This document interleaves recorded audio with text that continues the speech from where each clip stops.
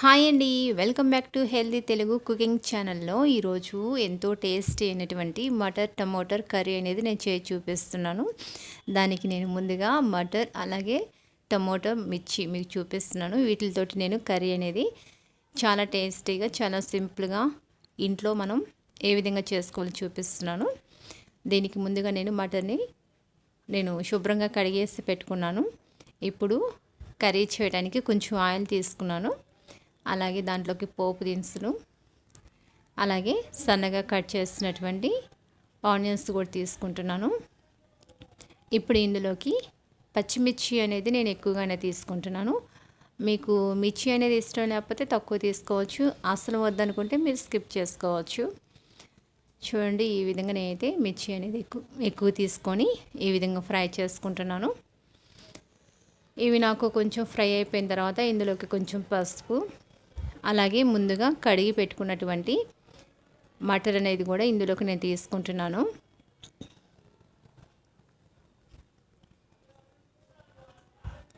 ఇవి కూడా నేను కొంచెం ఫ్రై చేసుకుంటున్నాను. ఇవి అనేది ఎక్కువ అయితే ఫ్రై చేసుకోకూడదు, మనకి జస్ట్ ఒక 5 మినిట్స్ ఉంటే చాలు, మనకి కర్రీలోకి చాలా బాగుండిద్ది. ఇప్పుడు ఇవన్నీ కూడా నేను కలుపుకొని ఇందులోకి నేను ముందుగా చూపించినటువంటి టమోటా ముక్కలను కూడా నేను తీసుకుంటాను.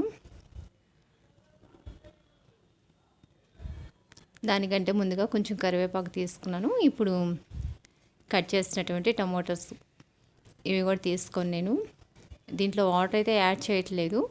ఇప్పుడు వీటన్నిటిని కూడా నేను కలిపేసుకుంటున్నాను. ఈ విధంగా కలుపుకొని ఒక 5 మినిట్స్ వీటిని కనుక మూత పెట్టేసి మగ్గనిచ్చినట్లయితే మనకి చక్కగా మగ్గిపోతుంది. చూడండి, ఈ విధంగా మగ్గిన తర్వాత ఇందులోకి నేను ఉప్పు అనేది తీసుకుంటున్నాను. నేనైతే పెద్ద ఉప్పే తీసుకుంటున్నాను. అలాగే ఇందులోకి కారం కూడా తీసుకుంటున్నాను. టమోటాలు కొంచెం పులుపుగా ఉంటాయి కాబట్టి కారం అనేది కొంచెం ఎక్కువగానే తీసుకుంటున్నాను. అలాగే నేను మిర్చి కూడా ఎక్కువ తీసుకున్నాను కాబట్టి దానికి తగినట్టుగానే నేను కారం కూడా తీసుకుంటున్నాను. ఇప్పుడు వీటన్నిటిని కూడా బాగా కలిపేసి చూపిస్తున్నాను. వీటన్నిటిని కూడా బాగా కలుపుకున్న తర్వాత ఇప్పుడు ఈ టమోటాలో ఉన్నటువంటి వాటర్ అంతా కూడా మనకి బయటకు వచ్చేసి బాగా మగ్గిపోతుంది. చూడండి, ఈ విధంగా కలుపుకొని ఒక్క 10 నిమిషాలు అనేది మూత పెట్టేసి మనం ఉడికించుకున్నట్లయితే 10 నిమిషాలు అనేది ఉడికించుకున్న తర్వాత చూడండి, ఇప్పుడు వాటర్ అనేది బయటకు వచ్చేస్తుంది. ఈ స్టేజ్లో ఉన్నప్పుడే దీంట్లోకి మసాలా అనేది నేను తీసుకుంటున్నాను. ఇది ఇంట్లో తయారు చేసిన మసాలా. ఈ మసాలా ఈ విధంగా తీసుకొని మరొకసారి దీన్ని కూడా నేను కలుపుకుంటున్నాను. ఈ విధంగా కలుపుకొని కొంచెం సేపు ఉడకనిచ్చిన తర్వాత